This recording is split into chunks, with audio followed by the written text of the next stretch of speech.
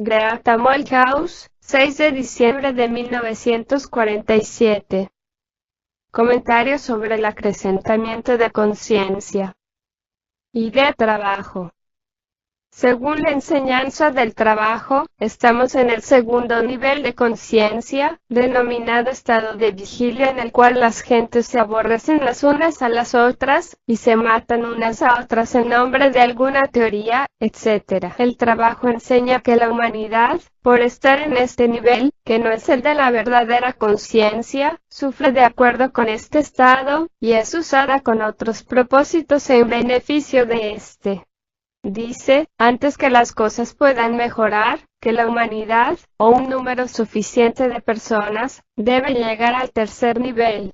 De otro modo, ningún cambio verdadero en los asuntos de la humanidad es posible y el hombre seguirá oscilando entre los opuestos, la guerra y la paz, etc. En suma, aquí nosotros, cada cual, debe experimentar un acrecentamiento de conciencia. El tercer nivel de conciencia, donde la ayuda del exterior puede llegarnos, es llamado el nivel del recuerdo de sí, conciencia de sí o percepción de sí. Buscamos alcanzar ese nivel. Claro es que, en justicia, todos deberían alcanzarlo. Pues bien, empecemos. No se puede despertar, aunque sea un poquito. Entonces, ¿cómo podremos experimentar individualmente, por medio del trabajo personal, un aumento de conciencia? Ahora bien, iniciaremos un comentario sobre esta idea trabajo central, de llegar a ser más conscientes y las consecuencias de permanecer dormidos en el segundo estado. Comentario. Una de las instrucciones conducentes de acrecentamiento de conciencia radica en hacerse más consciente de sí. Hemos hablado recientemente de la persona que no podía oír y de la que estaba siempre afuera. Como son muchos los que encontraron que los comentarios relativos a esas dos definiciones dadas por Gurdjieff son útiles, hablaremos de la persona que siempre pone reparos. En una ocasión el señor Ouspensky me dijo, «Usted siempre pone reparos». Me sorprendió. En ese momento pensé que era realmente absurdo decirme tal cosa. Me pareció evidente en aquel entonces que siempre quien oponía reparos era yo nunca los ponía. Por eso no solo me sorprendió, sino que me sentí herido. Probablemente, pensé para mí, ¿qué? ¿Cómo puede decirme esto? ¿Creerá que es cierto, cuando, durante meses y hasta años le he estado señalando cuidadosamente cuán difícil él es, y cuántas veces me pone reparos? Ahora bien, doy este ejemplo con el fin de ilustrar cómo, a menos de tener conciencia de algo en uno mismo que no se ve, no se lo puede comprender y por lo tanto cambiarlo. No es claro que si una persona no tiene conciencia de alguna cualidad en sí misma, no la percibe, y por lo tanto, no cree poseerla, si alguien por casualidad se lo señala, y así no puede cambiarla. La conciencia y el cambio son inseparables. Una persona tiene dos cosas, un cuerpo físico y un cuerpo psicológico. El conocimiento de los dos es extremadamente imperfecto y erróneo. Así las gentes chocan cotidianamente unas con otras. Ocupémonos ahora del cuerpo psicológico, la psicología de una persona, su propia psicología, con la cual se pone en relación con la psicología de otra persona. Es una cuestión muy difícil, en verdad, porque una persona no percibe su psicología, ni tampoco la otra persona percibe la suya. Las dos tienen en ellas mil y una cosas de las cuales están inconscientes, que no perciben y que sin embargo se manifiestan en todo momento. Este es el estado general del hombre dormido. Por eso el trabajo parte de la observación de sí. Dice que es necesario conocerse a sí mismo, para citar la inscripción escrita sobre el portal del antiguo templo griego de Delfos, donde hace unos 4000 años donde había una escuela esotérica que tuvo la clarividencia, y que fue reconocida en todo el noreste del Mediterráneo. Sí, antes de poder empezar, es menester conocerse a sí mismo mucho mejor de lo que solemos hacer en la fluyente corriente de la vida. Y mediante ese conocimiento, llegaremos a ser más responsables los unos para con los otros, y para con nosotros mismos. De lo contrario, no existe realmente individualidad. Hace algún tiempo se preguntó, ¿qué es la psicología? Se dio la siguiente respuesta. Cabe decir de la psicología que es aquello que no percibimos. En aquella época nos ocupábamos del lado oscuro de nosotros mismos, con lo cual queremos decir el lado de nosotros mismos que no vemos, que no percibimos y así no reconocemos. Entiéndalo, usted puede ser aquello de lo cual no tiene conciencia. Empero ese lado actúa en todo momento, y lo trágico es que no lo vemos. Somos ello, sin saberlo, sin tener conciencia de ello. Por eso el trabajo dice, la observación de sí es necesaria. Deja penetrar un rayo de luz en las tinieblas interiores de nosotros mismos. ¿Qué es ese rayo de luz? Ese rayo de luz es la luz de la conciencia, porque la conciencia es luz, no la luz del sol, sino la luz espiritual, la luz psicológica. Y las tinieblas interiores son todo aquel lado, todas aquellas cualidades de las que no tenemos conciencia, que no percibimos y no reconocemos.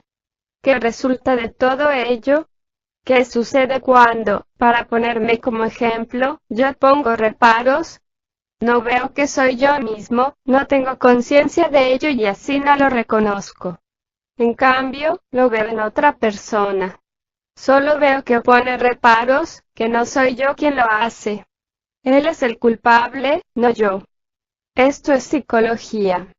Tomando una frase de mi primer maestro de psicología, el Dr. Jung, dijo, proyectamos a los otros lo que no podemos aceptar en nosotros mismos.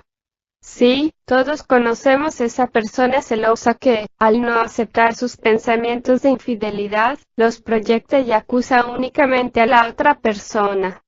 ¿No es este el ejemplo más sencillo de lo que significa la psicología práctica, y por lo tanto, la necesidad de la observación de sí y la gradual aceptación de lo que está en uno mismo?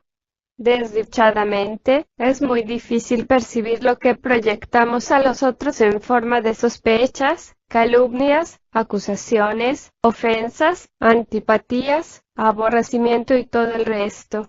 Hay toda una maquinaria montada por los amortiguadores, las actitudes, las asociaciones, las emociones negativas, las imágenes, las consideraciones, las vanidades y la falsa personalidad, que es muy poderosa y sirve para mantenernos dormidos y presos de la vida mecánica, de la cual son escasos los que tienen el coraje y el pensamiento lúcido que los impulsa a despertar a toda costa.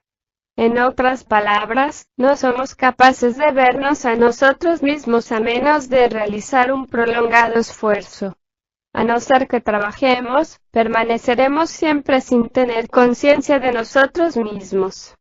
Proyectamos en los otros lo que debiéramos ver en nosotros mismos, puesto que abrigamos la ilusión de estar plenamente conscientes. Por eso el trabajo habla sobre la necesidad de un acrecentamiento de conciencia, antes que un hombre pueda cambiar. El hombre, dice, todavía no es consciente. Se atribuye la conciencia a sí mismo. No comprende que aún no es consciente. Un hombre consciente se conoce a sí mismo. Un hombre mecánico imagina conocerse. Ahora bien, en lo que respecta a proyectar a los otros lo que no vemos en nosotros mismos, es menester recordar que el trabajo dice, somos espejos los unos para con los otros. El objeto de la observación de sí, pues, es el de llegar a ser más consciente de sí mismo. El gran objeto del trabajo es el de orientarnos hacia un destino posible y definido, es decir, a un cambio definido de ser. Por esto les preguntaré otra vez. ¿Pueden ustedes cambiar alguna cosa de la que no tienen conciencia? Obviamente, si como dice el señor Ouspensky, siempre pongo reparos, y si no soy consciente de ello, ¿cómo puedo cambiar? Quiero que todos ustedes presten atención a este punto práctico. Si una persona no es consciente de que habla o actúa de cierto modo, ¿puede esta persona cambiar esa actitud? No, claro está, es imposible. Ahora bien, supongamos que señalo a dicha persona que habla o se comporta de un modo peculiar. ¿Qué sucederá? Es muy posible que la acuse de ser injusto. ¿Por qué? Porque dicha persona no imagina que esto pueda ser cierto. Dicha persona no tiene conciencia de ello. Es inconsciente. ¿Cómo puede remediarlo? El único remedio posible es que la persona, después de una larga autoobservación, se dé cuenta personalmente de que él o ella habla o se comporta de tal o cual manera. En este caso, ha tenido lugar un acrecentamiento de conciencia y algo se ha agregado a la conciencia. Es, pues, esa persona la misma. No, por haber visto, por haber llegado a ser más consciente, por haber aceptado, por haber reconocido, dicha persona ya no es más la misma. Este es el camino que seguimos en este trabajo. Un hombre que llega a ser más consciente ya no puede seguir siendo el mismo. Por eso se dice que la observación de sí es un método que conduce a la transformación de sí. Ahora bien, en cuanto a la imposibilidad de modificar cosa alguna de la que se es totalmente inconsciente, lo cual es obvio, aquí tiene cabida la modificación de algo de lo cual se es semiconsciente pero que no lo admite. Esta última situación es debido a un amortiguador. Si usted trata de decir cualquier cosa al respecto a alguien más, obtendrá probablemente una reacción violenta y una gran cantidad de autojustificación. Esta es una cosa siempre importante e interesante de advertir en uno mismo. Muestra en qué lugar está un amortiguador. Un amortiguador interviene entre dos cosas contradictorias que están en uno, de las cuales se tiene conciencia pero no al mismo tiempo. Retomemos a la frase. Usted siempre pone reparos. Por el momento no voy a intervenir. ¿Qué entiende por una persona que siempre pone reparos? ¿Qué cree que puede ser aplicado a usted mismo? ¿Tiende a poner reparos y si es así, qué clase de reparos? Los jardineros y los cocineros, lo he advertido en el pasado, siempre suelen hacerlo. No cabe duda, cuando me di cuenta de ello, lo que me dijo el señor Ouspensky me amargó mucho.